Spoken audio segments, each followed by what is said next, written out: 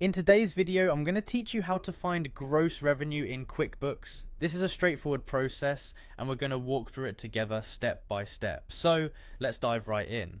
First things first, you'll need to navigate to the QuickBooks website. Once there, find and click on the sign in button. If you're not already logged into your account, this is where you'll need to be so we can get started. Just click on that sign in link and you'll be on your way. After hitting sign in, you'll be prompted to select a platform. Choose QuickBooks Online from the options. This is crucial as it's the version you'll be working with. Selecting the right platform ensures that you have access to the features we'll be using today. Now it's time to enter your credentials. Go ahead and type in your username and password, whatever you normally use to access QuickBooks. After you've entered your information, click on continue. Doing this will log you into your account and you'll be ready to move forward to the next step. Once you're logged in, you'll want to head over to the Reports tab.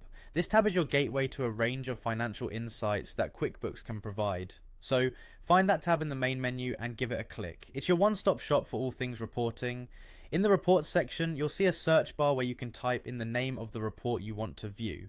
Here you'll need to type profit and loss into the search field. This specific report is key because it provides a wealth of information about your business's financial health, including the gross revenue, which is our focus today.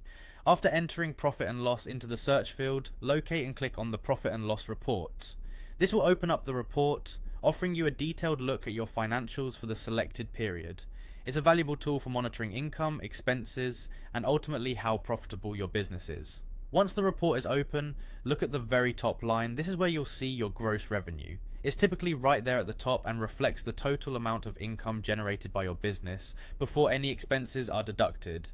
It's a simple yet powerful figure that provides an overview of your financial performance at a glance. And there you have it, you've successfully found your gross revenue in QuickBooks using the profit and loss report.